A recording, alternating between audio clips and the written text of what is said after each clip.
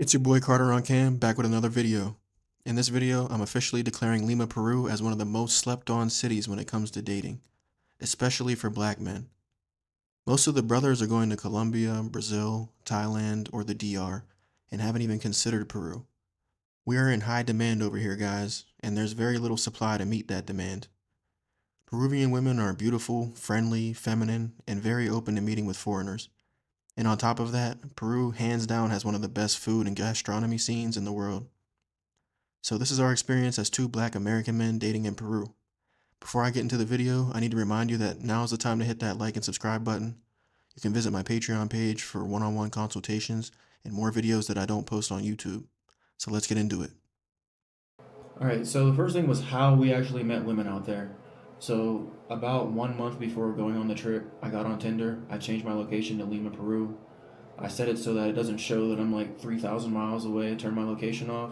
I pretty much just started swiping, and I was getting maybe like 2 to 3 matches a day, and I pretty much would just get them onto my Instagram. I would chit chat with them a little bit, move them to Instagram, and I would just let them know like, hey, I'm coming to Lima in like a month. I'd like to meet people that are local, go out and see the sights, and since you know places better than I will, you might be able to make my experience better. So let's see where things go. And they were really open to it. Um, Compared to like American women, if I would like say the same things that I said to American women with them, like they would, the American girls, like you have to warm them up a lot more to get them out on a date than the Peruvian ones. Like they're actually ready to go out. Like all you have to do is pretty much give them a time and place, and that's how it goes. So yeah, that's how I met. It was mainly online. And you have to take into account the novelty factor that we have as Americans, and it doesn't work for everyone. And it's not like, oh, you're an American, so girls are gonna like you.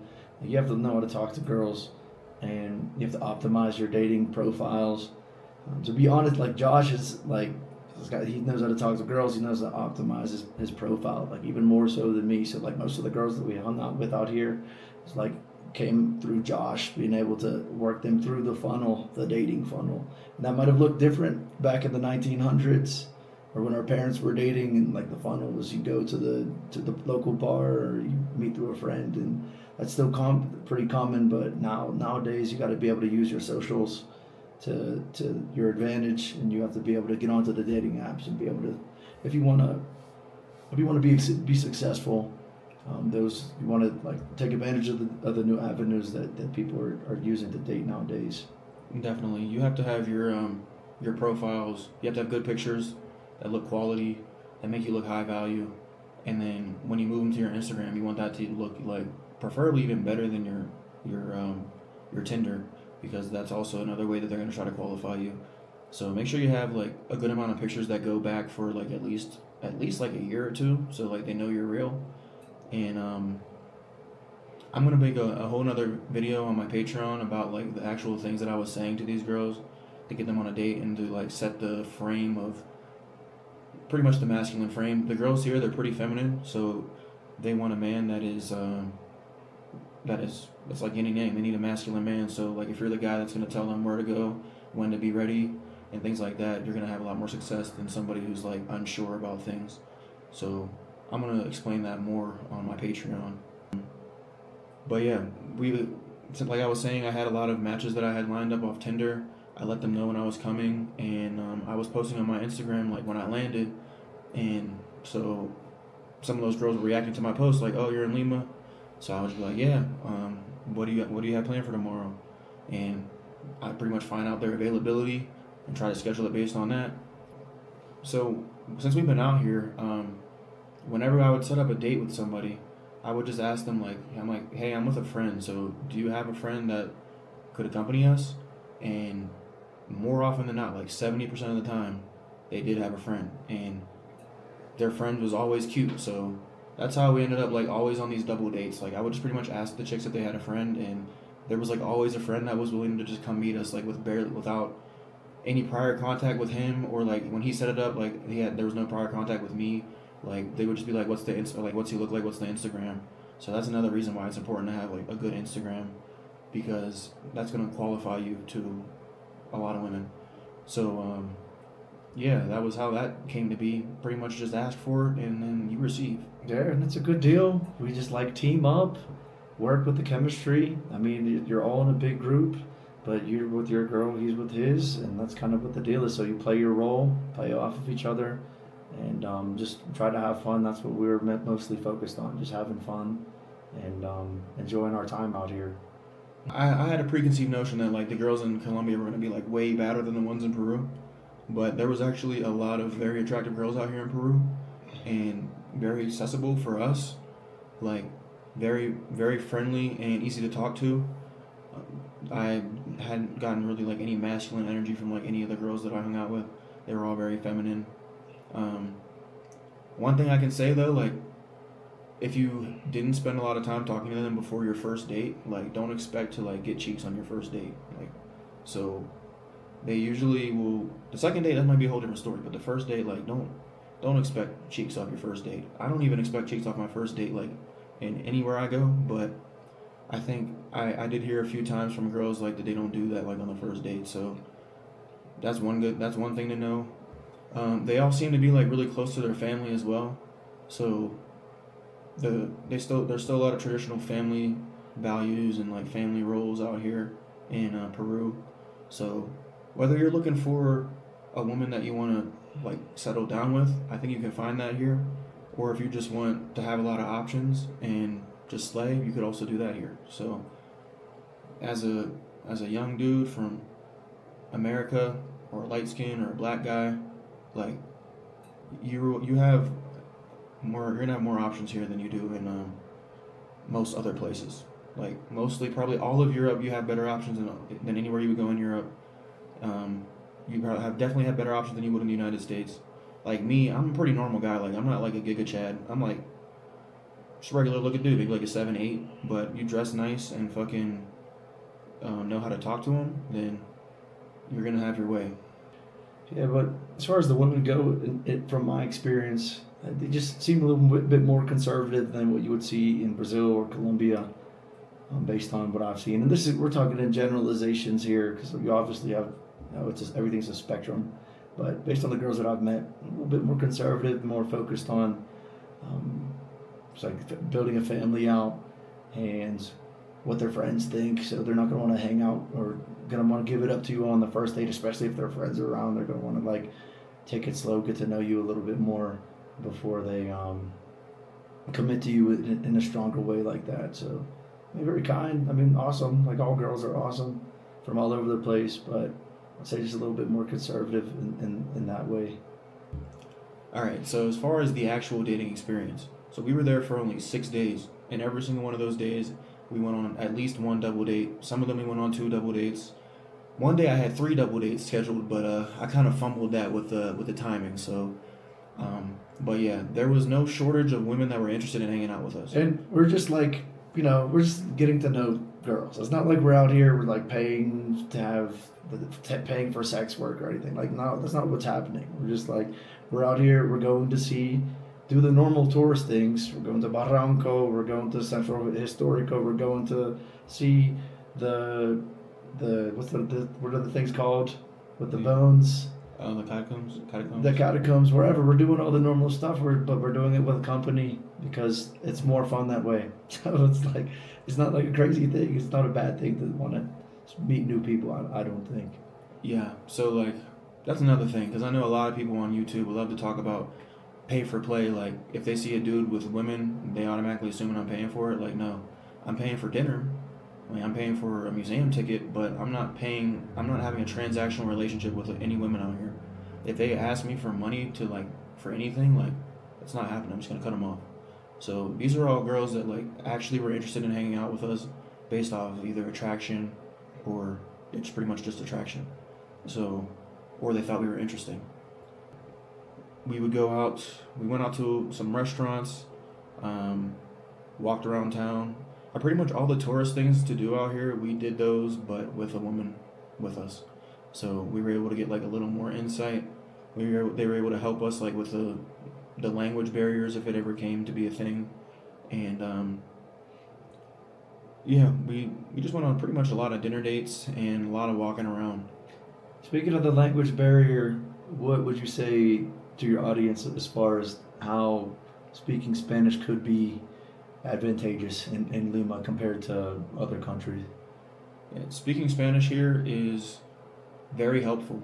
So my Spanish level is intermediate, and I haven't been here without being able to speak Spanish, so I can't tell you what it would be like if you didn't speak Spanish. I mean, you could talk through a translator if you wanted to, but I think it is definitely beneficial to know at least some basics in Spanish. Um, that helped a lot. A lot of the girls asked me ahead of time, like before we met, like, "Do you speak Spanish?" And I was able to tell them like, "Yeah, I'll be able to understand you. You just gotta talk slow," and they were cool with that. So that definitely would be a huge advantage for you. Yeah, there were. I'm not really sure if there were a couple girls who spoke English okay, but we were speaking Spanish like 90, I would say 90% of the time that we were out, we are speaking Spanish. So it can be very useful for you. But again, not to say that with using a translator you can't see success. But if you're going to go and you're going to try to date abroad or in Spanish-speaking countries, you got to lay the groundwork, and Spanish is part of that. So another thing about dating Peruvian women, and I'm gonna compare this to like Colombian women because a lot of the like my first videos that I posted were all from Colombia. So a lot of my audience either knows Colombia or is familiar with Colombian women or dating there. So when you're dating in Colombia, like you have to watch your back all the time because girls out there are trying to drug people and they got all that stuff going on with they just got a lot going on out there. I didn't have to worry about that out here at all.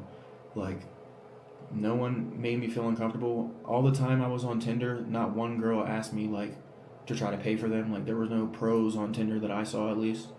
Um, Here in Peru, the worst thing that girls are going to do is try to use you for, like, a nice-ass dinner date. So, we started to realize, like, a lot of the girls was asking us to go to, like, really nice places, and we already had a lot of these places on our list. So, it was like, okay, like, we were already going to go there anyway. But after a while, it's like, yeah, we kind of would rather just go somewhere like a little cheaper, a little lower key, because if we're in Peru, we don't want to spend the same amount of money on dinner as we would in the United States. Like, even the nice places, we're still not more than like $25 to $30 for a plate, but you could go to like a mid-tier place and get a plate for like 15. So that's the worst, like literally the most frustrating thing that I had to deal with women in Lima was just them asking me to go out to like expensive spots for dinner, which expensive is kind of relative, but those were spots that were like $30 a plate when I would rather just spend like the 15. But that was the worst part of it, and that's not that bad. Yeah, the restaurant is important to them, and maybe not all of them, but it's like the hotter chicks that were. I don't know if I want to say that. Well, let me see. I don't know. The higher tier, the The bad higher ones. yeah, the higher value, like the ones that have more options. They assumed that like the restaurant was important. Where are we gonna go? We're gonna go to eat, and again, it's all relative. So like $30, $40 for a plate is like it's pretty standard in the United States at a like decent restaurant. But here you can get a lot really good quality food for a lot cheaper than that. So that's something that a lot of people travel to take advantage of the low prices. So just something to be ready for in Lima.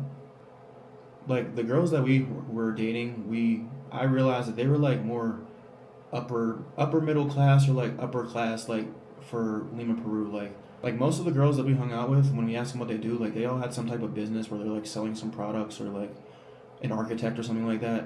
Like we didn't really hang out with any girls from like the barrios, and it wasn't on purpose. It just kind of, I don't know how it ended up being like that, but we ended up being with like bougie and like bad chicks. Like that's probably part of the reason that they wanted to go to all these nice places, because they're like just in their regular life they probably do go to nice places a lot.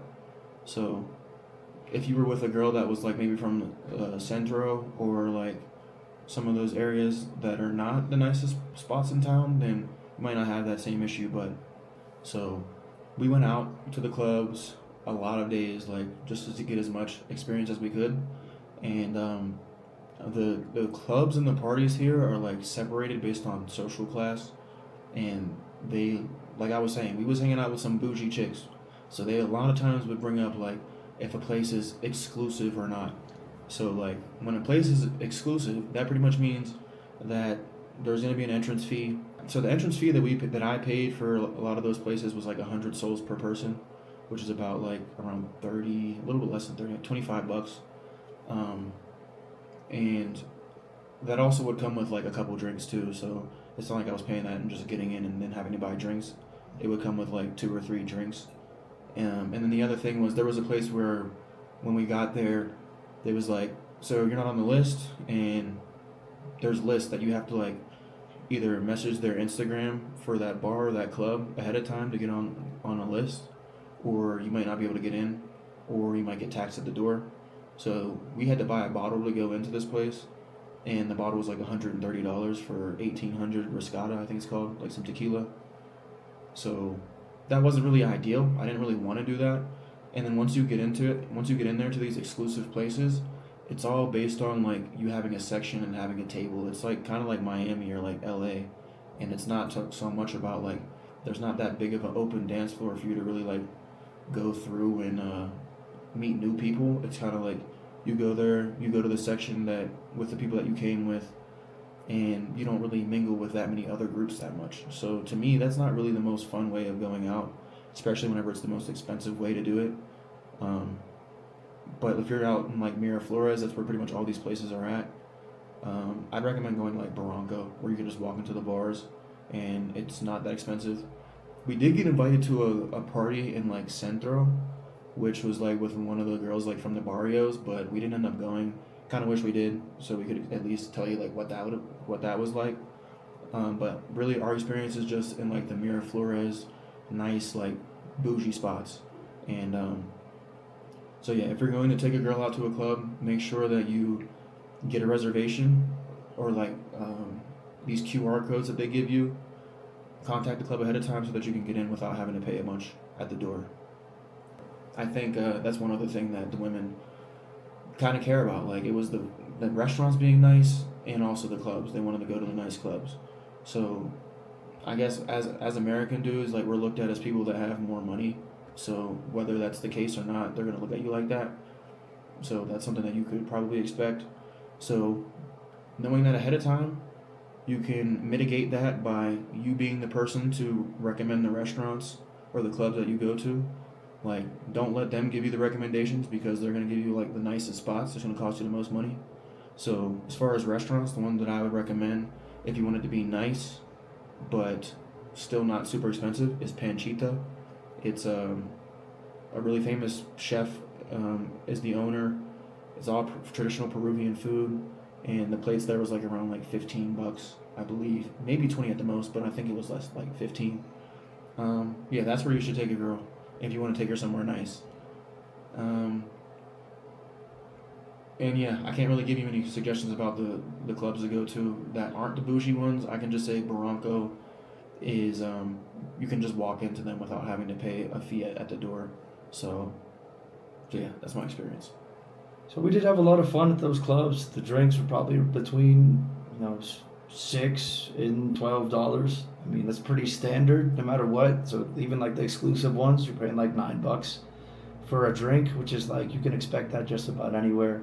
So those entrance fees are gonna hit if you're not on a list.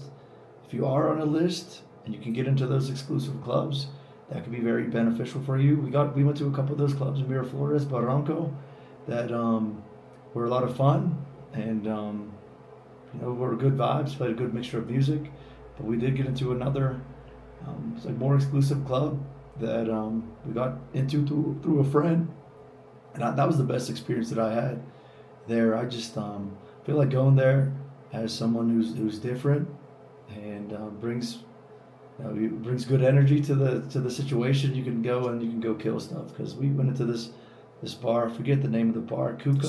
Suka. And man, I don't think I've ever had that much motion in my life before. I just like they were checking for brothers out there. I don't know if it was because I'm a brother or just because like who we came in with or who we were with, but man, it just feels like you have this magnetic energy, and whenever you're walking through, everyone's checking. So I mean, we had friends set up, and it's like we had a good deal set up already. But all the other people who were in the club, who are very kind and willing to talk to you. And they want to talk to you in English too, which is one thing that I noticed. Even if you know Spanish, they're gonna go out of their way to try to, I could speak English, and I want to speak to these Americans in English, and that's cool, and I understand, and it was still a lot of fun. But we had a great time in that one exclusive club because they probably don't see too many people like us going into there. Me and Josh being like young Americans, African American, so it's probably pretty rare to see guys like us in there, which makes you stand out. So anytime you could stand out, you get that advantage, and got to take advantage of those things that make you different, make you unique. Yeah, facts. When we walked inside the clubs, it was very clear that like we were definitely getting a lot of looks, and it was more than I'm used to getting. Like even in like if I was in Colombia and I would go into a club, like you would get looks, but a lot of those girls are like they're selling something. So like these girls, and these are like bad. Like these girls are bad. Like because we're in the nice places, the exclusive spots. So everyone in there is like upper class, dressed super nice, and just sexy. And they're like going out of their way to like to look at niggas, and like I'm walking through my first lap through, like we went in there, we had like I had a girl with me already, so like I'm holding her hand, and I'm still seeing girls like every time I look at somebody they're like already looking at me, Checking. and then I look at them, make eye contact, and then they just hold the eye contact as I walk past, and they just like their heads turning as I go. I'm like, damn, like I'm really him in here. And that was like every place that we went into. So yeah, being a African American guy, I'm pretty sure that's the reason. Like if I was a if I was like a white guy, like they probably would still look because you're still different. But as they don't know that I'm American, they just know that I look different than them. So I think that alone is enough to grab a lot of attention. So just being a foreigner, I think you will have more options, and they're gonna be good options too. Like one thing, so we only had 6 days there, so every time we went out, like I already had a girl with me that I went out with, so I never really was able to go in there just by myself and like see what I could pull out of there. But I know just from looking at like just from the amount of looks I was getting that there's no way that I would not have been successful if I would have went in there like without a girl. So I might have to come back. I might spin the block, go back to Lima, and just get more information for you guys. Because from what I'm seeing, you're going to have a lot of attractive women that are looking at you. You're going to be able to go to a lot of the nicest places because of your novelty factor and the fact that you're making US dollars or a different currency that's stronger. And you're going to be able to live a higher quality of life for less money. So all of those things make it worth coming here. And you want to make sure that you're preparing yourself for these kind of trips whenever you're not out here. I don't want to scare guys away because it's your channel, but it's like whenever you're at the home, it's like you got to be either finding a way to sustain yourself while you're out here, or stacking up for a longer trip, and working on your Spanish. I know it's like guys don't want to hear the truth, but it's like you get more options the more that you prepare yourself. So if you speak Spanish, you have your shit together, it's like you'll be able to have a better experience out here as opposed to just thinking you could come out here with minimum preparation and see success. Mm-hmm. Yeah, like style, Spanish knowledge, having money so you're not like penny pinching and like sweating over dinner. You got to be able to talk to girls too. You don't think you can come over here and just because you're an American or just because you're a black dude or because you're whatever tall that you can pull maybe, but you got to work on your game too. Yeah, I think if you're like a 6 of the United States on a scale of 1 to 10, you come here, you're probably about an 8. Like you probably get like a +2 boost in the dating world just based off of your just being a foreigner. You got that novelty factor. But you can't just be only a foreigner. You also have to know how to dress nice and present yourself in a nice way. Like you can't come out here like looking like a bum. Like all the clubs that we went into, people were dressed nice. Like a lot of dudes, like everybody, most of the guys were wearing button-up shirts with collars, and a lot of women were wearing dresses and heels and stuff. So like, you got to be able to like match that type of vibe. You got to have some sophisticated fits. You could have some streetwear stuff, but the streetwear stuff wouldn't really like probably play well inside of like the exclusive spots in like Miraflores and stuff. I think you should just get you like a nice little button up shirt with a collar. It can be short sleeve. It don't gotta be like a dress shirt. Just like a nice little polo, um, and some jeans that fit you nice and some nice shoes, and that'll take you a long way. It's not hard to be successful out here, but you do have to keep some things in mind. You have to prepare yourself, and it's definitely worth visiting. Like 1 to 10, what would you rate like your dating experience in Lima? 10. 10. It was awesome. I don't know. It's like, I mean, I've been to London, but I didn't really date in London. I dated my whole life in the U.S. It's fine. I know the U.S. gets a bad rep, but I mean, there's a lot of good girls in the U.S., but it's just a different ball game. But as far as like fun, um, people being interested in you, you being able to do the things that you want, um, I would rate it a 10. Like Colombia was fine, Brazil was fine also, but like this has been phenomenal. Mm.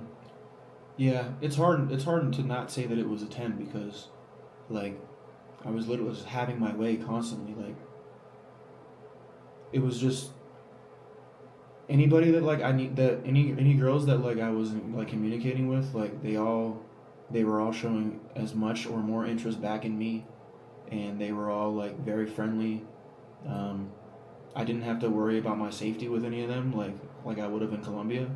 So it's really hard not to give it a 10. Like the only thing I can say, maybe I'll give it a 9.5 just because of like it seemed like some of the girls was like very like fixated on going to places that were considered high class, and so that's not really like my vibe. Like it kind of is. Like I do like to go to those places, but I don't want to feel like I have to go there, or like to feel like you're not going to be comfortable going to a cheaper place. Like that's a little weird to me. So that's really the only thing that I could say that would mark it down. But it was it was a great experience, and I'll probably be back. So yeah. In conclusion, as a dude from America, or as a brown guy, if you're wanting to increase the amount of dating options that you have, or if you're just wanting to have new experiences in dating, then this is a great place to be. There's a ton of options out here, and they're all really friendly, and they're definitely going to be interested in you. At the time of my life, but again, preparation is key. Don't just come here thinking you can just like pull up and see success. You have to put the work in.